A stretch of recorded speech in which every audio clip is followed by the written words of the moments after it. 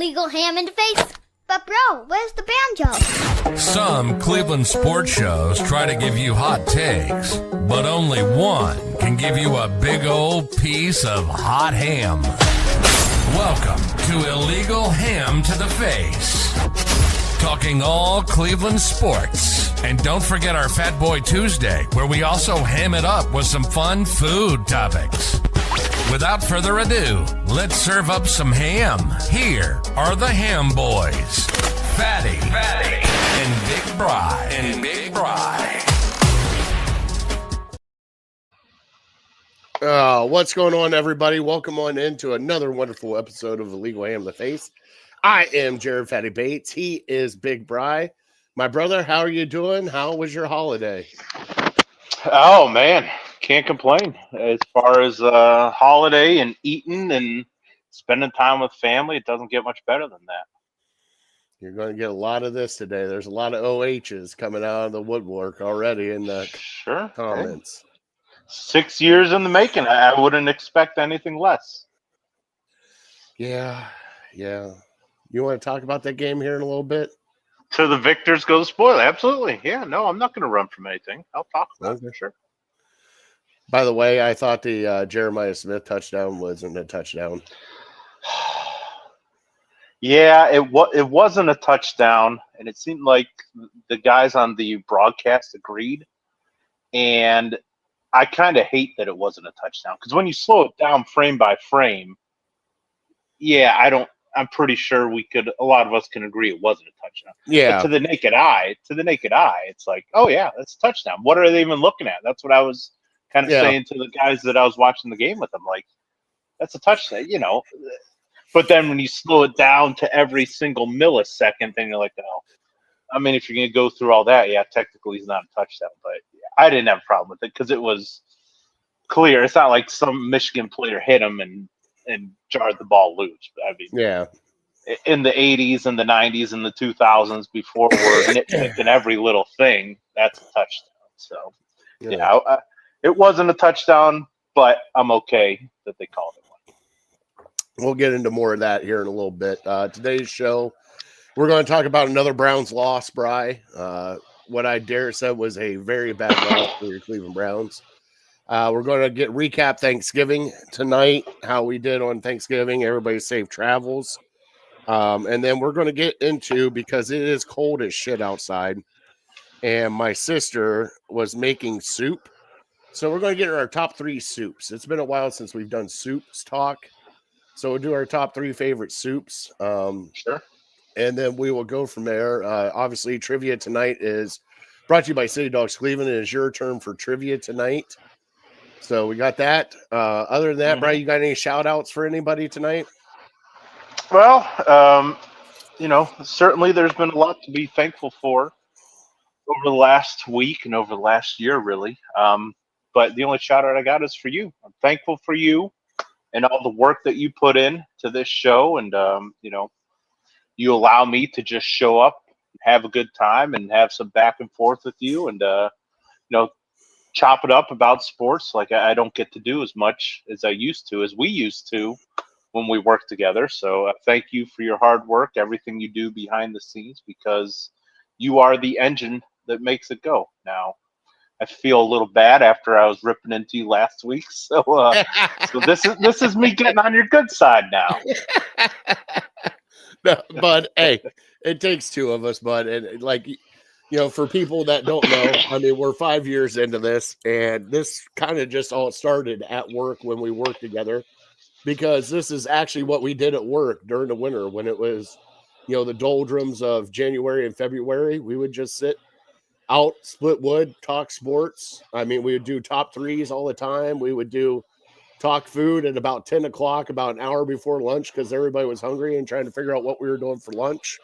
So this all spawned off of that. But Bud, hey, thank you. But I thank you for showing up every week. That, and I'm so happy for your family now in a new house. Maddie's growing like crazy. I'm just so happy seeing you as a dad now.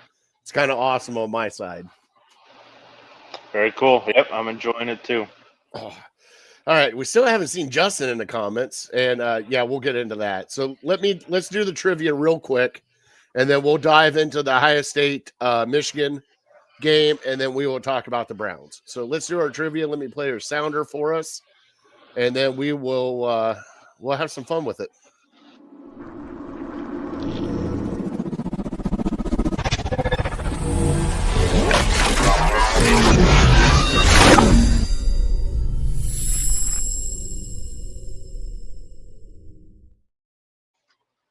Oh shit! The Steelers are claiming Adam Thielen. I just saw that on the bottom line here. Huh. All right. They're They did desperate. get rid of. Well, they did get rid of Darius Slay, so that's another one off the list. I forgot he was with them, to be honest. Yeah. Let's see here. James said, "You're both great guys. Would love to meet you both." James, hopefully we can make that happen sometime. I'll go out and have a good time. Even if we got to come to the west side of Ohio, your neck of the woods, I'm willing to make a trip for some pizza. I know Bri is, especially when I said pizza. We were just talking. There was a place in Medina that opened up a few years ago, and it has since closed, unfortunately. But it did. Oh, you said west side. I was thinking east side towards Youngstown. But let me finish the story. Anyways, have you had this pizza where they bake the pizza and the marinara sauce, and then they just put cold cheese on the top and just give it to you that way? You ever heard of this? I've heard of it. I have never had Okay. it. Was it? Have you tried it? I had it one time. It wasn't terrible. I don't think it'd be something that, I'd be getting regularly. And clearly I'm not the only one because, like I said, they lasted about 2 or 3 years. But I guess it's like all the craze on the east side around Youngstown Pennsylvania area. border. Yeah, over that way. So I don't know, something different. Those Yinzers really do some weird stuff with Yeah, that's true. Yeah, it's probably a lot of and we know they put French fries on their salads. Who knows what else they do? It's just a different world than we're accustomed to. Now, James, you live out by St. Mary's Lake. Hop in the comment and let me know. I'm pretty sure you're out that way. But they got some great pizza out there, Bri. Trust me. I've had a few of them, as you can tell by the wonderful rolls that I'm starting to get here. So, all right, Bri, it's your turn for trivia tonight, which is brought to you by City Dogs Cleveland. By the way, they had a cold ass day in section 121 food stand on Sunday.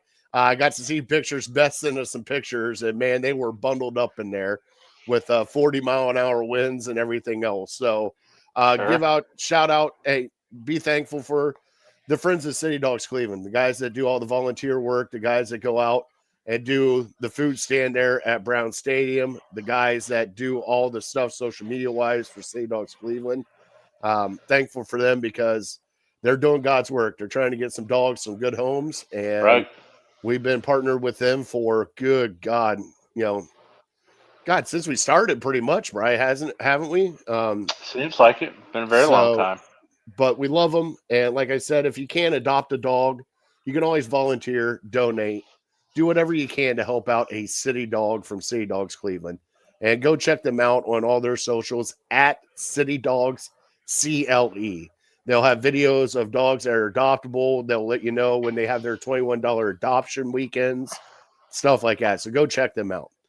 All right, Brian, what do we got tonight? Is it college? Is it NFL? Yeah, it is college. Well, funny you say that. It's a mix of college and NFL. And Lane Kiffin. You're really gonna think I'm kissing up to you because it's an Ohio State trivia.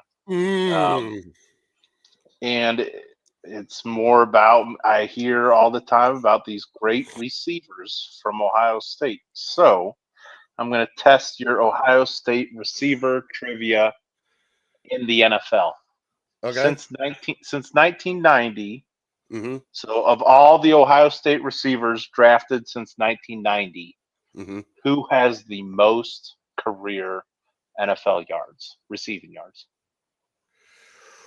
Ooh. I'll give you a couple guesses because it is a little difficult. You've definitely heard of this guy. You definitely know this guy. You know his face. But Hold on, is he a Hall of Famer? I don't believe so. Okay, so that takes one of them off the list. Who? Tell me who. What Ohio State receiver is a Hall of Famer? Chris Carter? I probably assumed you were going to guess him, but he was drafted before 1990. Okay. He played in the 90s, but he was drafted. That's maybe a button hook. You threw me a screwball now. Now I got to go through and start thinking of. I got a couple in mind. Okay. Yeah, I mean there's a lot to choose from, and being an Ohio State fan, I'm sure you can name a lot of them. I'm trying to think longevity. That would be a good place to start. Okay, I got you.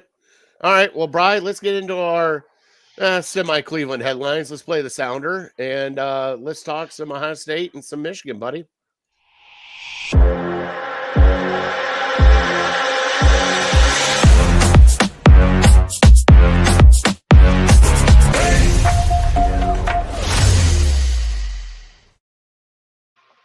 You know something? I'm really liking this busting my chops for 1 week and then sucking up the next week. It feels kind of good. You know, I don't know what to do with myself. Like I'm over here going like I'm getting a treat, and then next thing you know, it's like, oh, you're going to reach for the treat, and then you're going to get smacked back down again.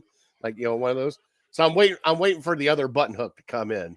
But hey, I had a great weekend, Bri. Ohio State beat Michigan 27-9. Now we did bring up here in the comments, James brought it up. The Michigan player that headbutted the referee, how he ended up staying in the game, I have no idea. And it was a clear headbutt. There was no ifs, ands, or buts about it. That was a clear headbutt. And I'm like, how did this guy stay in the game and not get ejected? I've never seen anything like it.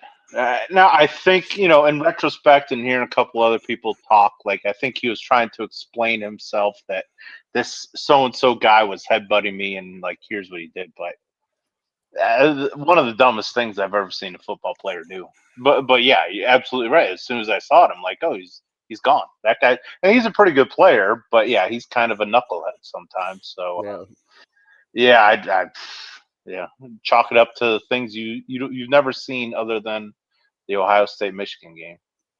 And I'm not gonna lie, bud. You guys had me nervous starting out the game.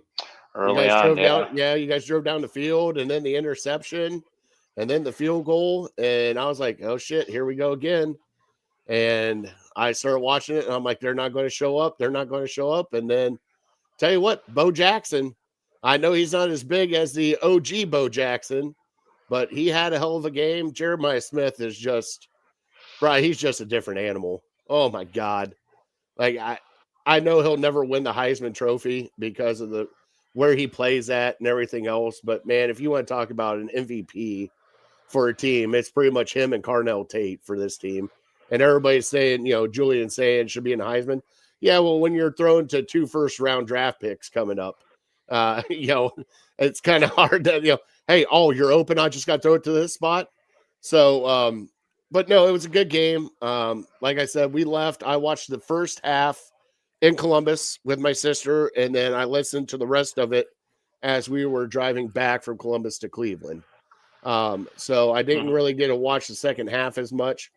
But, Bri, I mean, it was a rivalry game. It was, a lot of dink and dunks and punches. Ohio State defense, just I don't even know what to say about Ohio State's defense, Bri. They've been locked in all year, and Matt Patricia has got this defense dialed in, and it was kind of, and I don't want you to take this the wrong way, but it was like a workman effort out of Ohio State. It was just, this is what we're going to do. We're not going to try to get fancy with anything.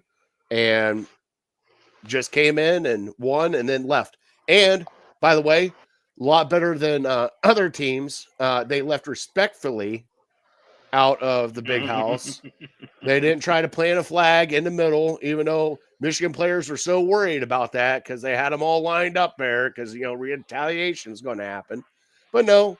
Us here at Ohio State, Brian, we are more classy than the wonderful people at Michigan. and we'll just. I'm just kidding you, bud. No, What'd you think of the game, bud? And what'd you think? Do you think Ohio State's legit to make a run for a national championship now? oh yeah. I mean, there. I'm not gonna break any news or anything to anybody. Ohio State is one of the most talented teams, if not maybe the most talented teams in college football. Mhm. And I could have probably told you that a year ago. I probably could have told you that 2 years ago. I probably could have told you that 3 years ago when you see these recruiting classes. So, I mean, patting Ohio State on the back because they're really good is like congratulating Bill Gates' son for running a successful business. Like, you have greater talent than everybody else, so you should win every game. You're going to be favored by every game. So that's why I kind of jokingly call them the Ohio State Dodgers. Like, they just have more talent than every team that they're going to play against. Now, that doesn't always translate to wins. And I think Michigan just couldn't match up. In it's going to sound like I'm making excuses, but their best player, Michigan's best player on offense, is Justice Haynes, and he wasn't playing. He didn't play. Their second best player, Jordan Marshall, the guy who had the good runs early on, Mr. Ohio, Mr. Football in Ohio a couple years ago. He's probably their second best player, and he had to leave with a shoulder injury. Their fourth best player, I would say, on offense was not playing, Shamaj Morgan. And so, like, when you're Michigan and you have the talent discrepancy, you need all these guys to play and play well. And so the fact that they didn't, I know last year happened, and it's still hard to explain exactly what happened. But to shift the focus, because nobody wants to hear me talk about Michigan and telling you about guys who didn't play who should have. To give Ohio State credit, yeah, Bo Jackson was a difference maker. I would say he was the number. I mean, the defense. It's hard to really give credit to anyone in particular on the defense because I feel like it was just such a great. It was everybody. Effort. Yeah, it was everybody. And Michigan has the number one recruit at quarterback, but he's still 18 years old. So when he goes against a very talented guys who are ready to play in the NFL, like, you kind of understand that he's probably not going to have a ton of success unless he's some superstar athlete, which I don't think he's quite there yet. Who knows if he'll ever get there? But yeah. So Bo Jackson, I give him, if I'm placing MVP votes for this game, he might get my number 2 vote, and then my number 1 vote, I think unequivocally, is Ohio State's offensive line. Like, if you go back and watch that game, Michigan's Julian Sayin had all day to throw. Like, he could just sit back there, make a sandwich, and then complete a pass. That one to Carnell Tate where he was wide open, and Michigan's safety bit up, and he was just right there. He had time to make all these throws. Michigan, I don't even know. I didn't go back and look at the box score, but I don't know if Michigan had a sack, to be honest. And there are a couple times they weren't even close. Yeah, I don't think they did. I'll look up the box score, Brian, but I don't think they did. Like, my guy was Carnell Tate. No matter when you needed to play, whether it be third down, anything like that, it just seemed like that guy was just everywhere and catching everything. Let's see here. Yeah, plus you guys only threw. Let's see here. Bryce Underwood, 8 for 18, 63 yards, and 1 interception. Right. Let's see if we got it almost reminded me of the Browns, which we'll get into. Like, they're almost afraid to throw the ball with him. Even though they're, they were without their top 2 running backs, they just kept running the ball and running it out of shotgun. And it's like, eventually you're gonna have to throw the ball here to win this game. And I don't know, kind of questionable play calling. Well, they didn't have a sack. Ohio State only got 1 sack. It's crazy. But, remember the fun stat that we talked about? Whoever won the rushing battle always wins this. Like 22 years in a row. And right now, Bo Jackson, 22 carries, 117 yards, averaged almost 5.5 per carry. And then you look down here at the wide receivers, like Jeremiah Smith only had 3 catches. But Carnell Tate, 5 catches, 82 yards, a touchdown. He averaged 16 yards a catch. So, Yeah. He's a stud. That's why he'll get drafted in the first round. Jocelyn's Did we ever here. figure out how big he was? He's got to be Carnell Tate? 6'3"? Is he 6'3"? I don't think he's that big. No? He looks big. Carnell Tate. Let's take a look. See, let's get the measurements. He's 6'3", 195. 195. He looks bigger than that. So he's got a big frame, so he can put on. I wouldn't be surprised if he gets up to 215, 220 in the NFL, which would be perfect for a number 1 wide receiver for your Cleveland Browns. You're telling me. Like I said, I think top 5 is maybe a little rich for his blood, but if we can get him at the second pick, I'd probably be interested in that. Hey, it's a lot better than our 5'8" Jerry Jeudy that we have. He's shrinking just like Dylan Gabriel shrinks every day. Dylan Gabriel, a receiver. Dylan Gabriel's 4'11" now, Bri. He just keeps getting smaller and smaller. They send him in for one play and he throws the ball. Like, you won't let Shedeur throw the ball all game, but Dylan Gabriel goes in there cold and you let him throw the ball. It was wild. Okay, that was barely a throw, Bri. That was just a little flat out. Like you can't even call that a throw. I just thought, like, okay, here we go, hand the ball off, and then get Shedeur back on there. But no, I maybe they're trying to be sneaky with it. All right. Well, now we're into Browns talk, Bri. The Browns lost horribly to San Francisco 49ers. Bri, I had them picked to win this game. I mean, this game was most opportune game for them to win. It was at home. It was shitty weather. It was their defense was all banged up and out, and we still couldn't do anything. And special teams, my God, special teams again, Bri. Like, I'm serious. Special teams now has cost us 4 games. 4 games. If you think about it, 4 games. Like, we could have a whole different record right now if it wasn't for Bubba Ventrone's special teams blunders. And especially, dude, they were I'm not going to bitch about Larvadan muffing the punt. I mean, that win was gnarly on Sunday. And if you weren't there, I'm not bitching at him about that. But I am bitching about the one guy that fields it and just walks out of bounds at the fucking 10-yard line. I'm going to bitch about that. Like, what the hell? Like, you should know better. Put your foot on the line at least and then catch it. Like, what were you thinking? He made a great play. He made a great play just to stay in bounds and catch it. Like, that was an unbelievable play. It was like he was toe tapping. He was trying to keep his feet in. Absolutely. Oh my God. Talk about somebody not knowing the rules. And Bri, for those that don't know, it was about 30-mile-an-hour winds up here. And if you did not watch the game, the west end zone, east to west. It would have been the east end zone was where east end zone is dog pound. Yeah. So that's where the wind was coming from. Like, you couldn't even throw the ball. Like, you saw the kicker try to make a kick from 25 yards, and he doinked it in from the side end. So it was definitely gnarly down there. Bri, every week it's just the same clown show that we keep putting out. Do you have any?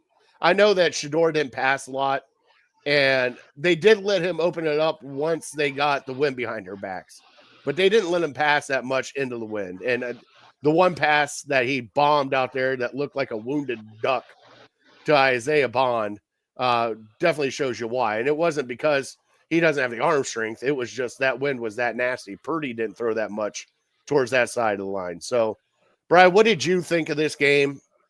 And God, we could have won that game, right? I don't know. I mean, theoretically, yes, but I feel like it's that game was won because they're just a better run team. It's just a better organization. I don't feel like they really necessarily outplayed us. But yes, organization, coach, and quarterback, I think, all played into why they won the game because, yeah, I don't feel like they played that great. I don't feel like we played terrible. But yes, Mm-mm. you're right. Special teams, again, just like we don't, even when we're talking about it, we don't like calculate in we're going to have this huge advantage on special teams or, we're going to have these blunders. But it just seems to bite us in the butt almost every single game. Like to the point where if we just have a wash special teams wise and we don't really make a huge mistake and they don't get a huge return on us, we're happy. And that might give us a chance to win the game. But yeah, too many mistakes on special teams. The offense just, I mean, it wasn't the worst thing I've ever seen, but you put up 8 points and I don't know. Again, going back to the Michigan game, it looked like Michigan to where they're just afraid to trust their quarterback, and because Stefanski just doesn't trust Shador, or because of the wind conditions, maybe a mixture of both. It just seems like we were just trying to run the ball too much, and Judkins is a workhorse, and he had a workman's effort. I think he only averaged like 3 yards a carry, but it's hard to do much more when they know that you're going to run the ball. I wouldn't mind seeing maybe a little more Dylan Sampson because I think he kind of gives us a change of pace and maybe have both those guys on the field. Like you almost have to get creative in a game where you don't want your quarterback to throw a whole lot. You got to get as many playmakers on the field, find different ways to get them the ball. And I don't think we really did enough of that. And then, like I said, the Niners didn't play great. George Kittle had a couple big catches that kind of moved the sticks or got them into field goal range. But yeah, I don't know. It's hard for me to have a ton of takeaways based on this game because kind of went how I was thinking it was going to go, and there weren't maybe huge swings of momentum one way or another, or unforeseen plays, or I don't feel like either team played great, and it just kind of special teams blunders bit us in the butt in the end, and then certainly we could talk about that fourth down call from our own 33. That was just a disaster. Yeah, let's get into that because Bri, you're watching that live as I was, and man, you're sitting there watching that, and you see the late run-in, and then you see everybody kind of panicking in the backfield, and it was like, as a head coach, I blame Michelin Stefanski. Like Harold Fanning came out and was like, "Yeah, I should have called a timeout." No, the hell you shouldn't have. Your coach should have had your back and called a timeout. That was one blunder there, but yeah, you shouldn't have called. No, that's on your head coach right there. Your head coach should have seen the melee that was happening at that point in time and been like, all right, timeout. We got to talk about this. We got to take a step back and if we're going to go for it, let's go for it. But, we got to talk because time was winding down, clock management, everything else in that fourth down play. And that was just atrocious. Or were you talking about the other one where they tried to run the ball and they got stuffed, 4 yards behind the line? I was talking about the first one, but yeah, that one also was, pretty much everyone knew in that building knew what the play call was going to be. Yeah. But I mean, it was just atrocious. I mean, if anybody wants to hold Stefanski accountable for things, it's things like that. Like you should have called a timeout. You should have regrouped instead of actually forcing that kid to go through with that. And especially a tight end sneak. Like I get that everybody kind of does it at that point in time, but like, come on. Like you should know better. You've been in this league way too long. You've seen stupid shit like this happen, especially for the Browns, way too long. You should have called a timeout. I mean, am I wrong on that, Bri? No, it just looked unconventional. It looked, It looked sloppily messy. put together. Yeah, it looked messy. Yeah, and so, I guess had it worked, maybe we wouldn't be talking about it.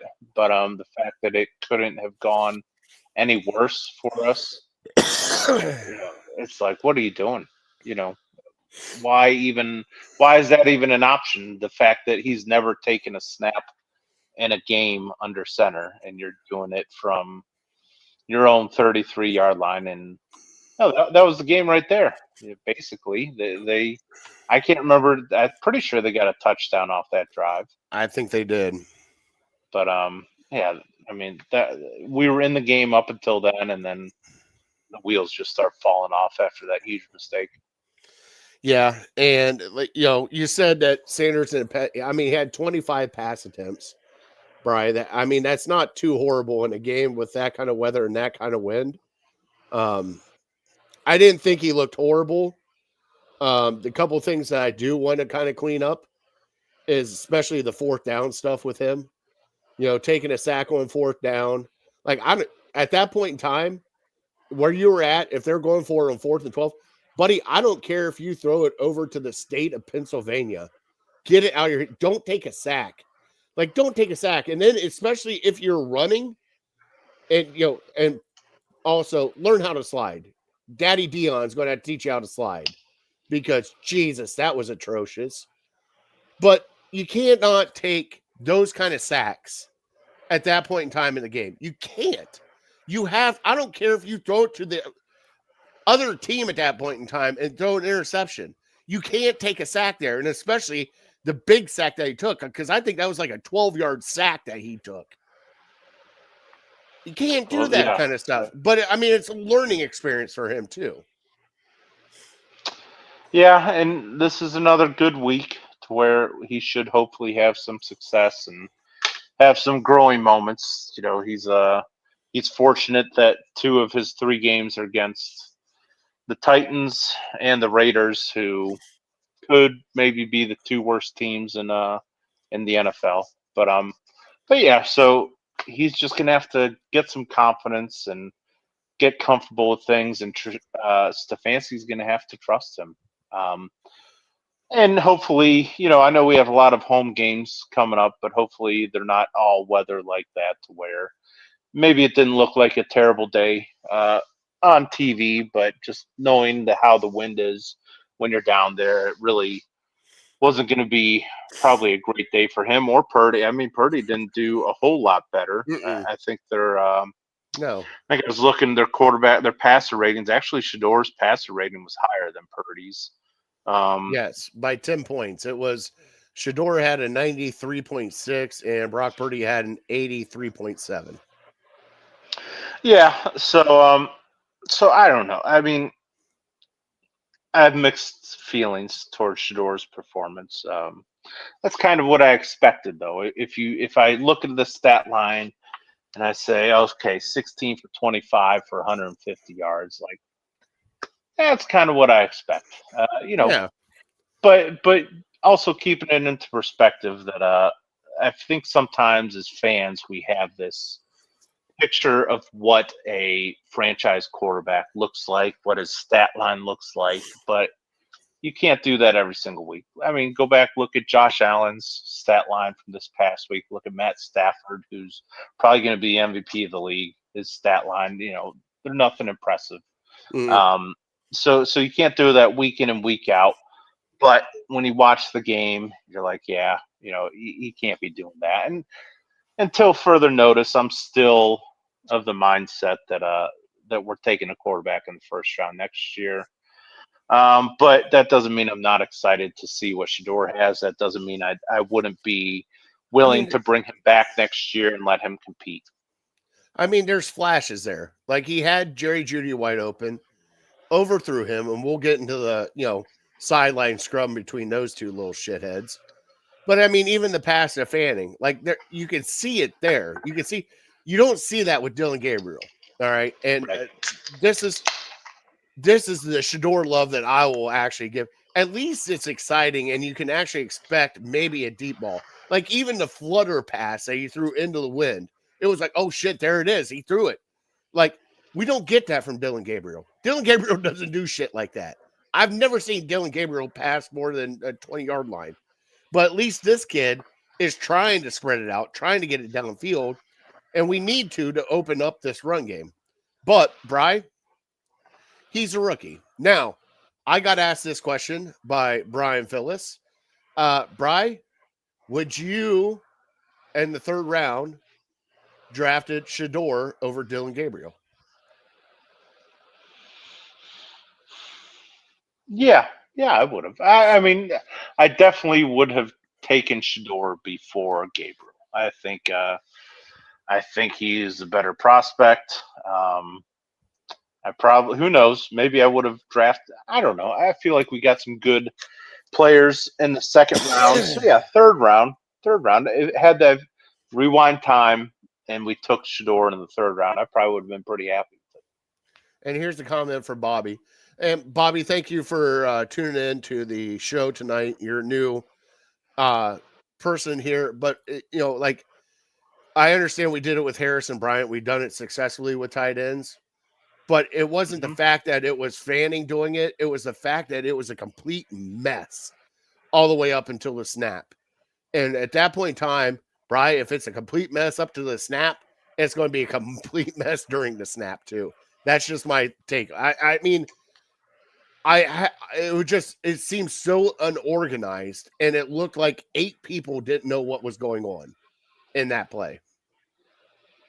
Yeah, it was a mess. And again, had they successfully run it and it worked, we probably wouldn't be talking about it. But just the fact that it's the first time you did it, it was a crucial part of the game, and it was a questionable call to be going for it in that scenario to begin with. So all that rolled up is just a crap sandwich. Another thing that sucked during this game, Malik Collins out for the year with quad. Yeah. That hurts a lot. One. Having a career year, 6 sacks so far, and it wasn't even halfway through.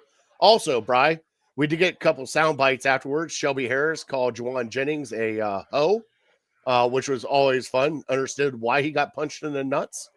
I guess Juwan Jennings also went after Myles Garrett, which I thought was hilarious because Myles Garrett could break him in half like Andre the Giant, grabbing a hold of your boy Hulk Hogan. Come on. I'm sorry. There was a little respect on his name. Okay. I'm sorry. Let's not say Hulk Hogan. Let's say, oh my God, Mankind. Rey Mysterio. Rey Mysterio, definitely. At least we got some sound bites out of this game, Bri. What'd you think of Shelby Harris calling Juwan Jennings a hoe? That was the best. Oh, I loved it because I feel like most of us who were paying attention the week before were on the Juwan Jennings bandwagon because we're like, oh man, yeah, he took a cheap shot. That was uncalled for. But now Shelby Harris is coming out and he's like telling it no. Whoever hit him in the junk was just for doing it because this guy's a little B and he just runs his mouth and he crosses the line. So I think, having a stand-up guy like Shelby Harris come out, and then also Myles Garrett speaking on it a little bit too. Like, okay, you bring us into the circle, we just see the reaction to what was said, and we don't think about, it's 2025 nowadays to where you can just say anything and there's no repercussions. And so, like, when people come out and call you out and are coming after you, attacking you for what you're saying, I love it. Hold people accountable. I mean, unless you're Mason Rudolph and you say a certain word that you probably shouldn't say, allegedly, reckless speculation, allegedly. I mean, let's all be honest. We know what was said there. It had to have been. We may have a rematch here in a couple weeks if I know if Rodgers can't play. Oh, he's not playing anymore. He's done. He's done. He's out. It's Mason Rudolph's show. All right, Bri. Gotta ask one more question before we move on to the Tennessee Titans. Sure. Bri, Carson Schlesinger, Rookie of the Year. Yeah, I mean, I don't follow other teams that closely to where I could talk about how great their defensive players are, but I mean, he's almost like a franchise changer. If we didn't already have a franchise changer in Myles Garrett, like, he's somebody who you see him play, especially his first year playing like this. And I mean, we didn't even talk about he silenced Christian McCaffrey. Didn't really do much this game. He shadowed Christian McCaffrey the entire game.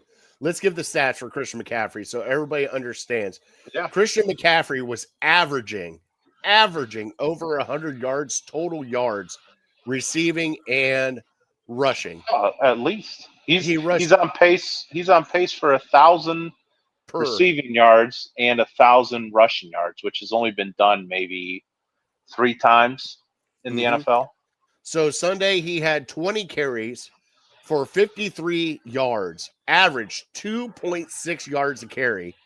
And then he caught the ball 4 times for 21 yards for a 5.2 average. Like, you shut down their guy. I mean, you shut him down. Now, Kittle went off, which is understandable. And then Jennings got his touchdowns. But you shut down Christian McCaffrey, besides Jonathan Taylor, should be in the running for the MVP.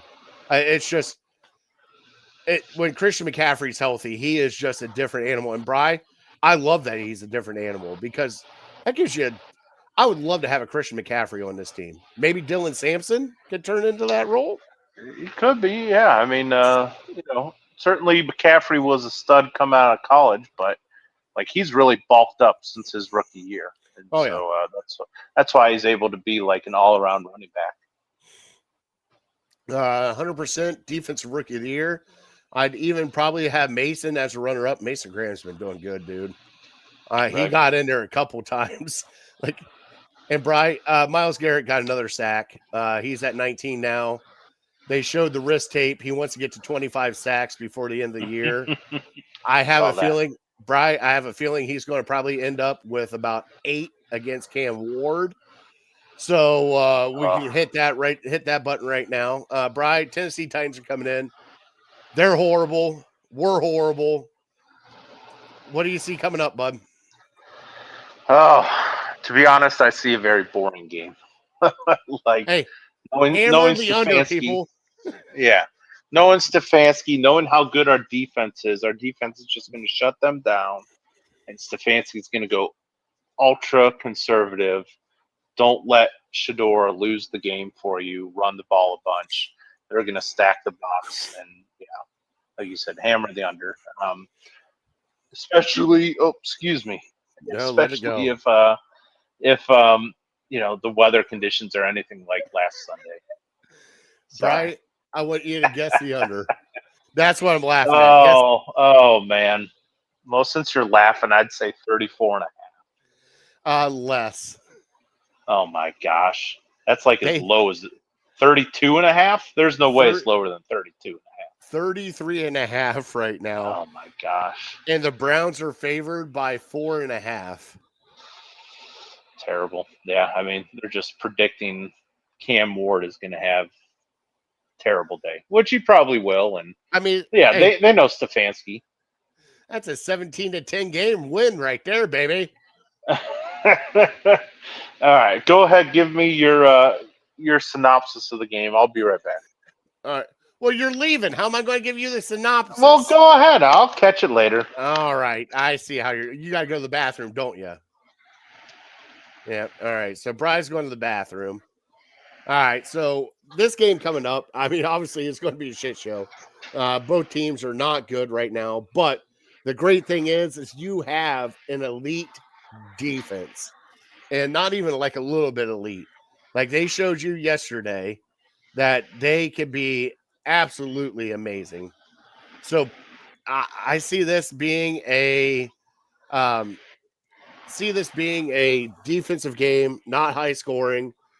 I see a lot of Quinshon Judkins. I see a lot of Harold Fanning.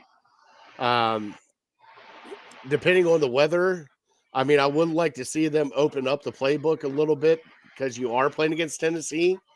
I mean, I'd love to see some more passes for Shedeur Sanders because it's one of those ones that's like, I wouldn't say we're Ohio State, but let's just say you're Kansas State playing, dare I say, a Division II school, and you're just wanting to see what you got. Thanks, Bobby. Thanks for tuning in. And by the way, Bobby, if this is a person I know, welcome to Network 216. Yeah, so it's just, and he's got to go upstairs now to go to the bathroom, which is the best part about this. But yeah, I think this might be a game that you would want to. Let me bring Bry back in. Oh yeah, I got that. I agree with you. Did you hear all of it? No. Exactly. I said this is kind of the game where you're like Kansas State going up against a Division II, and you got to see what you have in your quarterback. And I would honestly say, if the weather's right, this would be the game that I'd let Shador loose and let him throw. I wish. I wish they would. Am I There's wrong? no way he does. I know there's no not way wrong, he does. but he's not going to. Yeah. And I know there's not, but guess what? You're not playing for anything. You're not in the hunt anymore. I got excited last week. I'm watching Thursday night, football, and I see, oh, look who's in the hunt, and I still see the Browns there at the bottom at 3-8. I'm like, you shut the hell up. We are not in the hunt, but we're in the hunt. And I mean, Brian, just think about that. If we rattle off a handful of games, possibly we could sneak back into this thing. Yeah, it's kind of it's just such a punch in the gut to where the fact that the AFC North is so terrible this year, and the Browns are even worse. And the one time it's terrible. Yeah, the one time we could have won if we were good or even decent with this defense. If we had an average offense, we probably win 9 games in our sleep. And average special teams play too, because that should be. I don't know what's worse, our offense or our special teams. But yeah, we would be winning on top of this division easily. Oh yeah.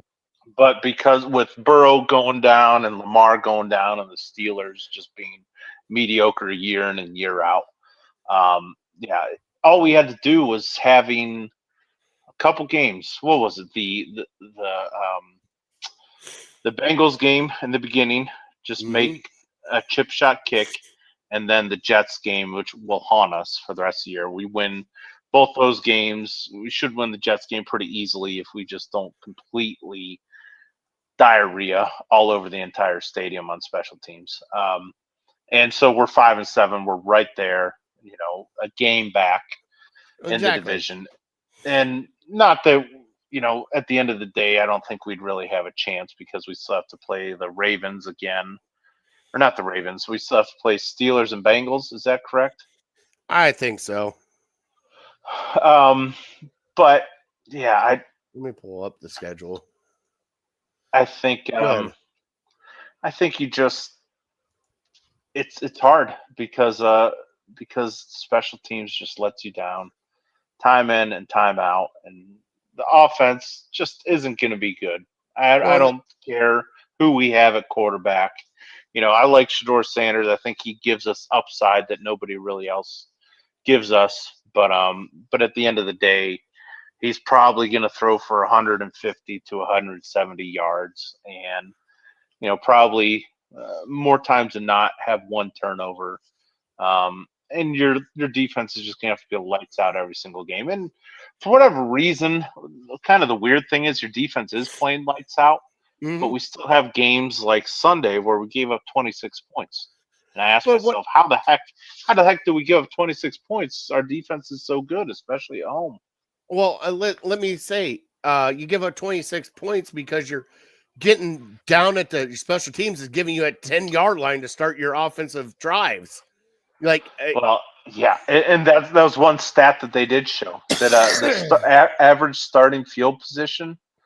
What was it? They start on the 41 and we start on the 21 or something like that. And I don't even know. It might have been the other side of the 50, the 41. Oh my God. I can't remember exactly, but yes, the field position, starting field position was heavily swayed towards the 49ers. And again, it's just like it's Groundhog Day. Okay, I don't feel like we're playing that bad, but just a couple of special team blunders. And that's we're down 15. Oh, now we're down 21. The offense just is not built to come back like that. And That's why it's frustrating to watch because Stefanski's sticking with the plan as if it's a 10-9 game, and he's just running Judkins into the line time and time again. Yeah, so far, Bright, what I'm seeing, all right, so we said, okay, the Bengals game we should have won. Packers game we should have won. We did win. Oh, we did win. Vikings Yeah. game we should have won. Fair. All right, so there's 2 right there. Steelers, we should have won that one because we were better than them. Jets is one that we should have won. And then I believe, like, seriously, the Ravens game, I feel like we should have won, and the Niners game we should have won. Like, and the games we got coming up, we got the Titans this week. Next week we got the Bears. Can't wait to hear from Jose Cotto. Then we got Bills Mafia coming to town. Then we got Steel Curtain coming to town, and then we got the Bengals. By the way, Brian, I want to ask you, Top Dog Tailgate is throwing a huge tailgate for the Yinzer game. You want to go down and eat some pierogies? I would probably prefer a Primanti Brothers sandwich or a panini sandwich. Well, we can go to Panini's afterwards. Oh, that's true. Is that in between the holidays? It is December 28th. Okay. So it's right before. Keep it in mind. I want to go tailgating with my big Bri. Okay. I definitely keep it in mind for sure. Let's see here. Man Cave's in here tonight, so both W's. Let Shador Sanders just go out there and try to prove that he can play these last 5 games. Right. Yeah, I agree with that, Chris. And if they let him throw, take the handcuffs off, won't be just 150. Special teams is how he did. Yeah. I think he can do better than 150, but that's kind of the bar to where those are my expectations right now. And it's up to him to prove that he can do more than that. And I don't want to be. We went back and forth last week with. If you take away the Sampson screen, and he only has 150 yards, and so I don't necessarily want to do that. But in the back of my mind, I'm like, oh yeah, it's about 150 there, about 150 here. But I still give him credit for it. But yeah, it's his second game, and there's still time for him to keep improving. And like I said, even the elite quarterbacks in the NFL don't throw for 300 yards every single week. So just get us a win. This is the week to get us a win. It dampens my excitement a little bit, knowing that I know who Kevin Stefanski is. I know his trust in Shador Sanders. It's not going to be a very exciting game. We're going to win probably 17-9 or something, 16-9 or something like that. All right. So now, Bri, I'm going to ask you 2 questions before we go to Fat Boy Tuesday. And I want you to be honest. I need you to be brutally honest in how you feel. Mm-hmm. First off, Stefanski here next year. Yes or no?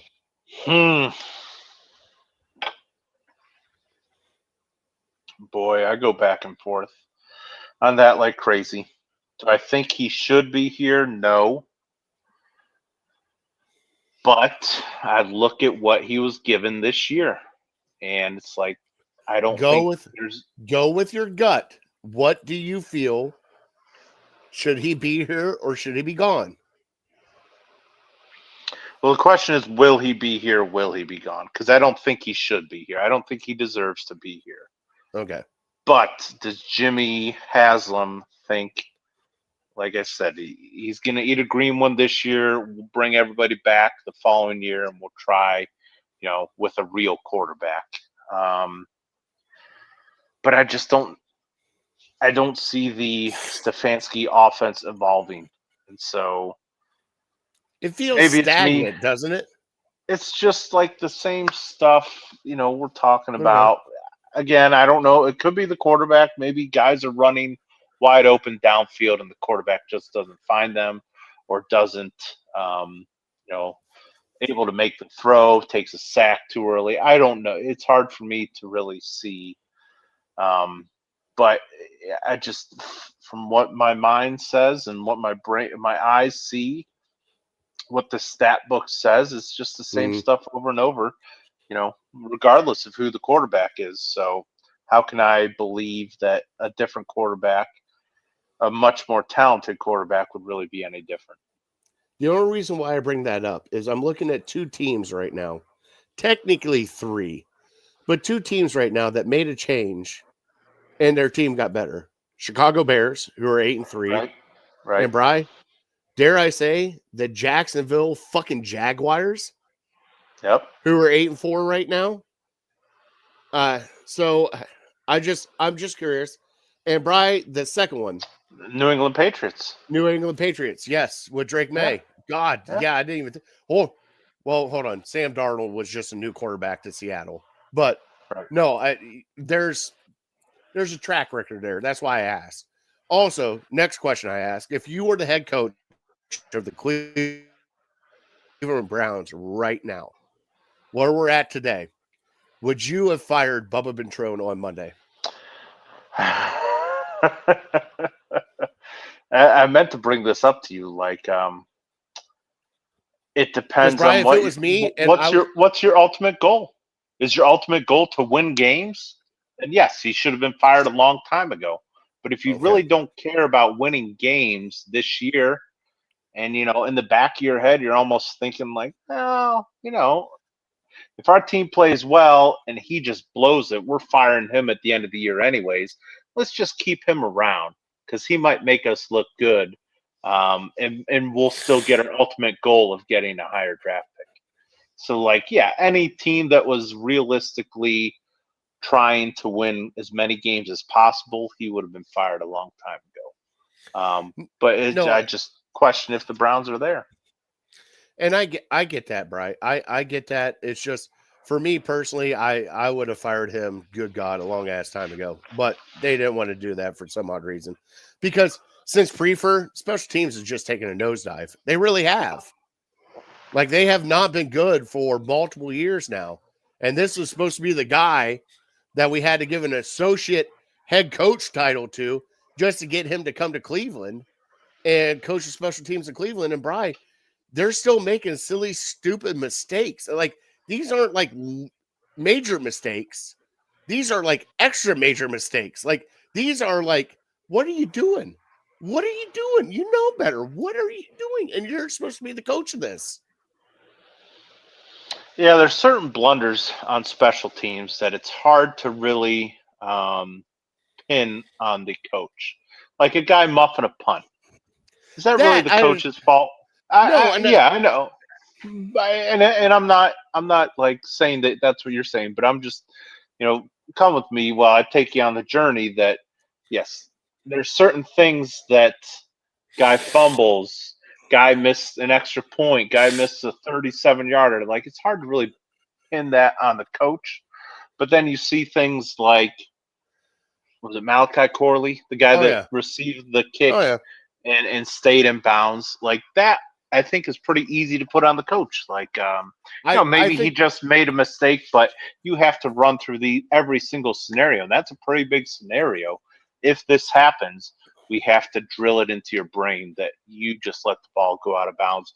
Or if you're really smart, you just stand out of bounds or put one pinky toe out of bounds and then touch the ball, and we get it at the 40-yard line. So, like, that one, yes, I pinned that on the coach. Giving up 2 straight kick returns for touchdowns, I got to put that on the coach. Like, one in a season, maybe, but you got to make adjustments after that. I don't mean to talk over you, but this is what I'm saying. No, it's not just a blunder here or there. It is consistent blunders over a consistent amount of time. It's not just one. It's multiple during the game. It's multiple during the next game. You know, we get one. Hey, at least we found a kicker. At least I think, right? But hopefully, you know, it just, oh my God, I'm done with this special teams. This special teams is horrible. Horrible. Brian, do you want to get fat? Well, give you your score. Titans game. Oh, Titans game. Hey, we're going to keep it on the under. Brian, I'm going to go 18 Browns, 13 Titans. That is the under. Nice. I'll go 16 Browns, 10 Titans. Normally, hey, wait till next week with Chicago. You're going to love my score next week. Right? Somebody Can't might wait. come in here. Somebody might come in here with a certain old school shirt on, some glasses, maybe a mustache, and it might be Browns time. Oh, okay. I know a little Hispanic friend that might enjoy that. We might have to get him in the show just for that one. You got to text him. For See if what he'll you come wish in. for. I know. All right, Brian, let's get fat. Let's get into Fat Boy Tuesday.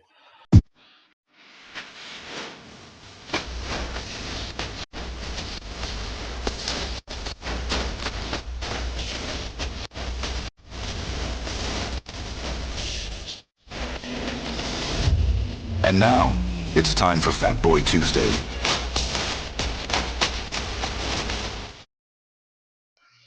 Love Fat Boy Tuesday. Brian, how was your Thanksgiving? I hope the spread was amazing. Did you have a good Thanksgiving?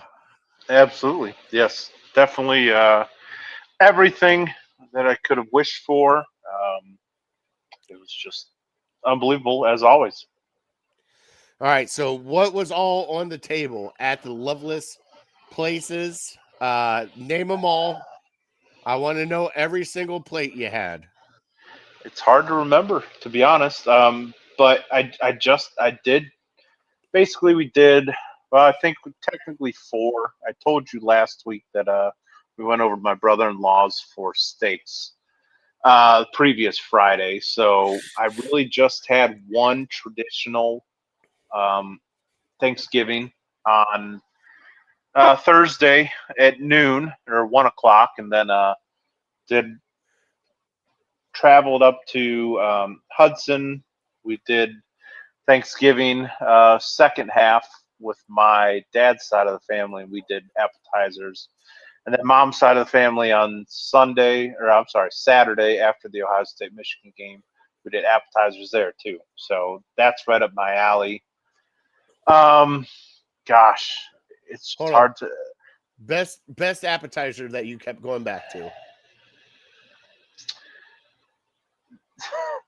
I don't want to be a homer here, but my wife made 2 great appetizers. One was, and maybe because I've had leftovers now for a couple days, almost like a cowboy dip. I think she called it, with like rotel and cheese and spices and ground beef and corn and Ooh, I that think sounds black good. beans. Yeah, so it was phenomenal. I'll probably finish it off after we're done here, because there's just a little bit left.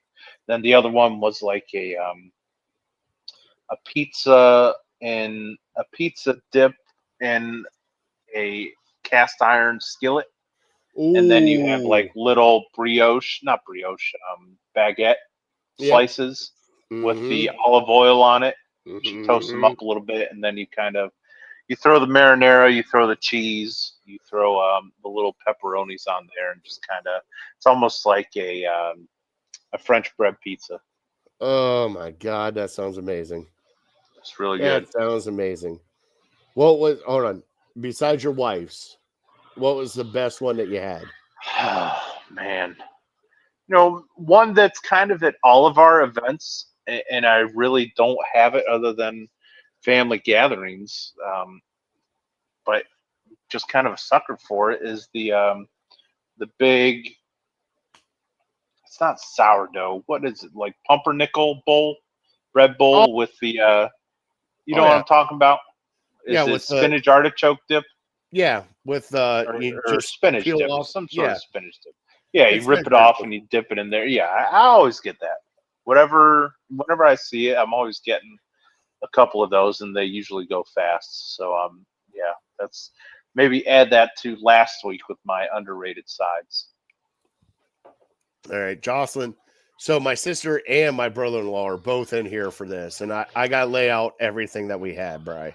Sure. because so Wednesday night when we got in, Bri, they made pot roast sandwiches on Texas toast Wow. with an au That's the jus dipping pregame. sauce. Au jus dipping sauce, dude, it was fantastic. So 7 and on bar high. oh, it was great. So we're setting everything off. Obviously, the veggie tray with the homemade ranch dip, meat and cheese tray is always there. Pickled eggs, deviled eggs, which don't last long in our house. Jocelyn called it Hawaiian bread. It was not Hawaiian bread. It was Texas toast. And then we get into the main. Now, normally my sister does the trifecta turkey, but this year we changed it up. So we had I believe it was a Cajun rub deep fried turkey. Then we had our traditional oven turkey. And then Chris came up with a cherry bourbon smoked ham. Oh my goodness. Sounds like heaven. And it was better than the turkey, Bri. That ham hit good. Jocelyn Jocelyn said no for Bri's dip. It's Hawaiian bread. What's your snake cherry coke dip? No, it's a brown bread. I don't know what it is. That's what I'm saying. Pumpernickel. Is it pumpernickel? Heck if I know. What's the brown bread? Yeah, All we right, always we're do. gonna look Yeah, I've seen the big Hawaiian bread. Hawaiian, and I would try that for sure for something different. But yeah, whatever reason, I forget what bread is. Drawing a blank. So we had pickled eggs, deviled eggs. We had green bean casserole, sweet potatoes, mashed potatoes, noodles, corn, all that stuff. Jocelyn made me, because we were talking about it last week, the corn pudding or corn casserole. Yeah, sure. What'd you think? Brian, I do not like it. Oh That my is the gosh! Brian, now hers I'm was about to not. leave. Hers wasn't runny. So Yeah, it no, was, it's not necessarily supposed to be. It's somewhere Like, right. between. Like I said, like what you call it? Corn, cream Souffle? corn. It's somewhere between. Yeah. Somewhere between cream corn and cornbread. like Brian, it wasn't bad. I'm not saying it wasn't bad, but not my cup of tea. That's the one Gotcha. thing that I'll turn my nose up to. But the best part of the whole family trip. So you're going to laugh at this. So you know how my kids are. So my sister's coming through like, what cheese do you want on your pot roast tonight? We have got cheddar, American, and mozzarella. And she's going through and asking everybody. So she calls my kids and her kids downstairs. And she goes, all right, Alex, what cheese do you want for your pot roast sandwich? And she starts naming it off. And she goes, Colby Jack. She goes, that is not on the list. He goes, but I want Colby Jack. I knew it. The whole downstairs bed, the living room and everything was just laughing. Like, yeah, that was going to happen. But no, it was a great spread. And then we had breakfast the next day. They hooked us up with scrambled eggs, sausage, bacon, potatoes O'Brien, which was great. Yeah. We did leftover night on Friday night where we pulled everything out of the fridge, even tacos. So we had like a mixed mash of stuff. She actually made turkey noodle soup and turkey pot pie to finish off everything. Yeah, that's what you do with the leftovers. You got to change it up a little bit. I appreciate the effort.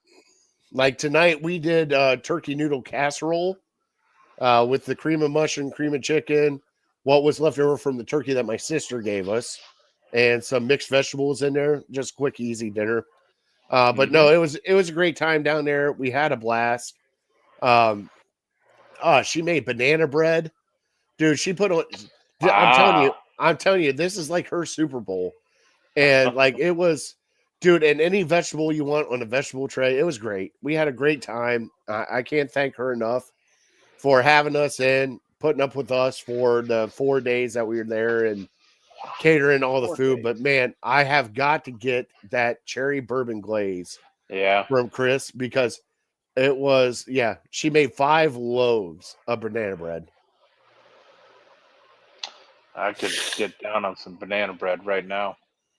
And by the way, the first thing, and I will say this, the first thing eaten out of Thanksgiving dinner when it was all set out. Some fat guy, I don't know his name. Straight to the deviled eggs. I had like 3 of them before anybody got a plate. Oh, that's something that yes, I wasn't a huge fan of deviled eggs until I had my mother-in-law's, and I don't know. I've had others since then, but I think hers, like, I'll pass on every other one, but hers Mhm. is like a little sweet. Like, I think she uses, instead of just mayonnaise and mustard or whatever to use, it's like a pepper butter, which is Ooh. just phenomenal. But yeah, another as you're talking, I thought of one other one that I was going to shout out was the and we do it every year, and it just doesn't get enough play because I don't think many people have it, but I have family that comes up from Cincinnati, and they make a Skyline chili dip, which I only get it Ooh. once a year, and so every time I have it, I just get about as much as I can possibly have. And so that was good. We didn't get the hanky pankies this year, which I was trying not to be disrespectful, but I was like asking, like, "Oh, do we still got hanky pankies coming out?" Like, no, Oh. we're not having those because my aunt usually makes it, and she wasn't there this year, and my cousin, who also wasn't there, she'll kind of take over and substitute, but she wasn't there, so yeah, we just kind of went without this year. So that was maybe a tiny disappointment without being ungrateful. Hanky pankies are amazing. You know something? Oh, they're so good. Next week for Fat Boy Tuesday, we're going to do finger foods, bud. Oh, I got a lot. All right, you all right with finger foods next week? Yeah, I will say we did have at my mom's side on Saturday. We had the little cocktail weenies and barbecue sauce. So that's kind of something we always do there. All right. I don't want to give it away because now you're taking Save me it. down a whole different rabbit hole. See, this is where we get with food. We start going down that rabbit hole. We start getting excited. Oh, by the way, I did get my black raspberry pie. Oh, Brian, it was so good. Really? I don't think I've And ever had it. Justin is finally in and said, "Damn, I almost forgot about Bri crying tonight. How pathetic was the University of Michigan guarding the M after the game? Oh my God! All right, so I had to do it You before the end of the missed it. show. He missed Speaking, the whole show. not crying. Don't get me started about the Ohio State fans last year after they lose one game to Michigan in the last 365 days, and you got guys literally shedding tears saying "Fire Ryan Day." Like that happened. Go check out Barstool and all those. Hold on. Bri, Yeah, go do ahead. you want to fire Sherman Moore? Oh, I said that as soon as he was hired, but I'm not crying about it. You lose one game and you're crying. Huh? Like Ohio State wins what 95% of their games. You lose one game, you shed tears, and you say fire the coach. Oh my God! Like that's why nobody outside of Columbus and Ohio will ever root for Ohio State. They're the entitled kids. It's easy to be Ohio State fans. You know, if you don't get a Ferrari for Christmas, you cry. Oh my God! All right, so Justin asked if he needed a Tampax. All right, here we go. Oh, All right, hey, we do have to give it a quick update for the Illegal Hand of the Face Fantasy Football League. yeah, do it. All right, so Brian, we actually had some very close games this week. Starting out down at the bottom, Big Bri point How about that? 5. Yeah. Shut the fuck up. All right, Came Big down Bri. to last night. Travion Henderson. Thank you. My Big guy. Bri beats Dog Pound 132, 131.6. Mhm. All right, Golden Showers on Mayflowers. This is even closer. 128.48 to Justin's. Your name sucks. 128.24. Wow. All right, here's another close one. Team Big Meat beat Harold Keel 124.62 to 124.3. No way. Here's a blowout. Hunky Cat beat Always Next Year 147-102. Here's another close one. Runner beat the Portage County Prostitutes. Wow. 0-2 last 2 weeks. 162.04 to 160.24. Hmm. And then finally, Waddle That Smith and Jigba 141 to 119. There you go. All right, time for our top 3 tonight. Let's do some soups.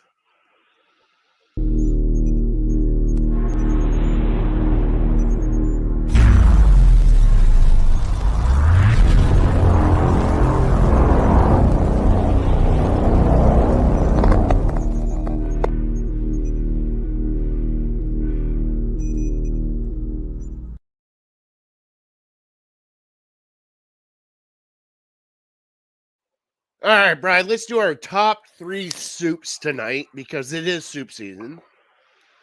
Would you like to go first? Sure, I'll go first. Boy, it was tough. It was more difficult than I thought it was going to be, just narrowing it down. Because, like, would you consider chili a soup? Are we putting that in soup territory?